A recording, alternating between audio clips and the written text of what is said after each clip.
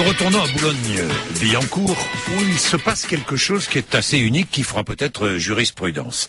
Une décision judiciaire unique en son genre. À la demande de l'office HLM, 4 familles vont être expulsées de leur logement dans les Hauts-de-Seine, donc à Boulogne-Billancourt. Pourquoi?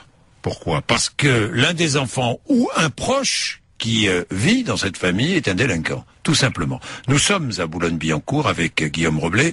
Et Guillaume, vous êtes devant l'immeuble en question, hein, Guillaume?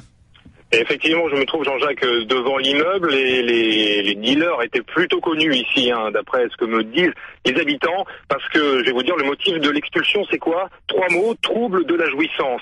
Alors, ces mots résument quoi? Les attroupements dans les halls d'immeubles, les allées et venues incessants des dealers. Alors, les magistrats en charge de l'enquête, en charge du dossier, pointent du doigt l'enfer quotidien que constituaient les trafics de drogue. Alors, par exemple, j'ai pu rencontrer dans ce quartier de Lavre précisément Étienne. Il a 25 ans, il profitait du calme matinal pour promener son chien et il en avait marre des nuisances. Il n'est pas choqué par l'expulsion. Vu qu'ils sont également résidents, et à un moment, faut aussi, il y a une responsabilité collective des actes. C'est-à-dire, c'est la responsabilité également des parents par rapport à ce que font leurs propres enfants. C'est quelque chose tout à fait, c'est pas normal. Il y a rien de choquant là-dedans. Et je trouve ça tout à fait normal qu'on applique une décision de justice, tout simplement. Et voilà, donc à Boulogne-Billancourt, les habitants sont plutôt partagés, hein, la vie générale. Donc 2 familles sont toujours sur place.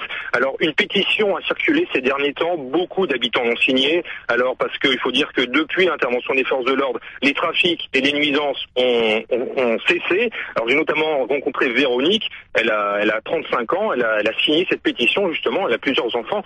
Alors pour elle, ce n'est pas normal, hein, que les familles payent alors que les enfants ont été déjà condamnés. J'ai signé la pétition pour pas qu'on les expulse, attention, parce que mon petit frère et petite sœur, ils sont pas responsables. Ouais, je suis partagée parce que on a tous été gamins, on a tous fait des conneries.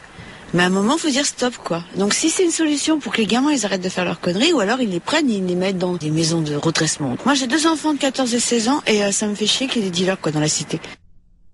Alors voilà, c'est un peu l'avis général ici. Beaucoup dénoncent la double peine infligée aux familles. Oui, l'office HLM s'est servi d'une loi qui date de 1989 sur les troubles de jouissance pour obtenir l'expulsion de ces 4 familles. Il faut dire que la loi impose, il faut le rappeler, impose à tous les locataires d'user paisiblement de leur logement. C'est la loi. Ne pas respecter cette règle constitue donc un trouble de jouissance. Et c'est en s'appuyant sur cette loi que l'office HLM a obtenu ces expulsions. Ça partage nos auditeurs, hein, Mathieu Béliard. Oui. Clairement, quand on entend la question SMS, est-il juste d'expulser des parents de délinquants?